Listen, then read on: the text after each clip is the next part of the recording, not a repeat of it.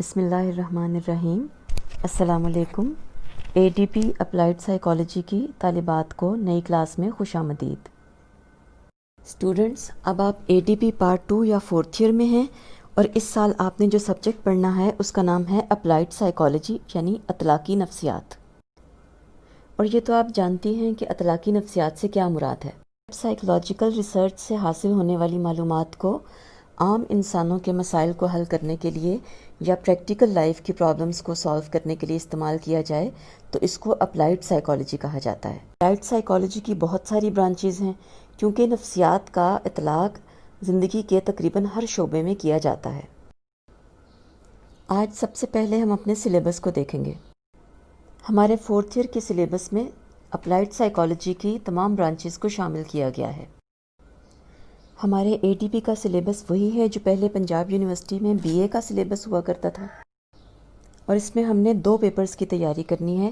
Paper A applied areas of psychology جو کہ return paper ہوگا، اور پیپر B جس میں کہ ہم منی ریسرچ کریں گے اور اس کا وائوا ہوگا۔ پہلا چیپٹر ہے اسکوپ اور introduction of applied areas of psychology, یعنی نفسیات کا دائرہ کار اور اطلاقی نفسیات کا تعارف۔ پہلا چیپٹر ہے کلینکل سائیکالوجی یعنی معالجاتی نفسیات، اس کے بعد ہے کاؤنسلنگ سائیکالوجی یعنی مشاورتی نفسیات، اس کے بعد ہے آرگنائزیشنل انڈسٹریل سائیکالوجی یعنی صنعتی تنظیمی نفسیات، ڈیولپمنٹل سائیکالوجی یعنی نموئی نفسیات، ہیلتھ سائیکالوجی یعنی صحت کی نفسیات، اسکول اینڈ ایجوکیشنل سائیکالوجی یعنی اسکول اور تعلیم کی نفسیات، سوشل سائیکالوجی یعنی سماجی نفسیات، اسپورٹ سائیکالوجی یعنی کھیلوں کی نفسیات، فورینزک سائیکالوجی یعنی عدالتی اور جرائمی نفسیات، اور آخری چیپٹر ہے ایمرجنگ ایریاز ان سائیکالوجی یعنی نفسیات کے نئے ابھرتے ہوئے میدان۔ پریکٹیکل میں آپ نے منی ریسرچ کرنی ہوگی، اور یہ ریسرچ آپ 4 یا 5 ممبرز کے گروپ کی صورت میں کریں۔ اس میں کس طرح ٹاپک سلیکٹ کرنا ہے، کس طرح ڈیٹا کلیکٹ کرنا ہے اور کس طرح اس کی رپورٹ لکھنی ہے، یہ میں آپ کو بتاؤں گی۔ اب میں آپ کو سلیبس کے بارے میں کچھ امپورٹنٹ باتیں بتا دیتی ہوں جو اگر آپ پہلے سمجھ لیں گی تو آپ کو اس کو پڑھنا بہت آسان ہو جائے گا۔ مثلاً کلینکل سائیکالوجی کو دیکھیں۔ مثلاً سب سے پہلے کلینکل سائیکالوجی کو دیکھیں۔ اس میں سب سے پہلے ہے انٹروڈکشن، ایمز اینڈ اسکوپ یعنی مقاصد اور دائرہ کار۔ اس کے بعد ہے brief history of clinical psychology یعنی کلینکل معالجاتی نفسیات کی جو مختصر تاریخ ہوگی وہ ہم پڑھیں گے۔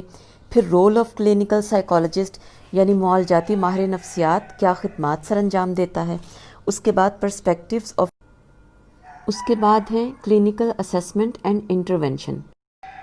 اسیسمنٹ کا مطلب ہے جانچ یا پرکھ کرنا یا جائزہ لینا۔ دوسرے الفاظ میں ہم جس شخص کا مسئلہ حل کرنا چاہتے ہیں اس کے بارے میں مکمل معلومات حاصل کرنا۔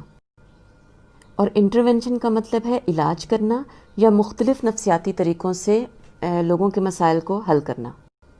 اس کے بعد ہے status of clinical psychology in world اور status of clinical psychology in Pakistan, یعنی معالجاتی نفسیات کا دنیا میں کیا مقام ہے اور اس وقت پاکستان میں کیا مقام ہے۔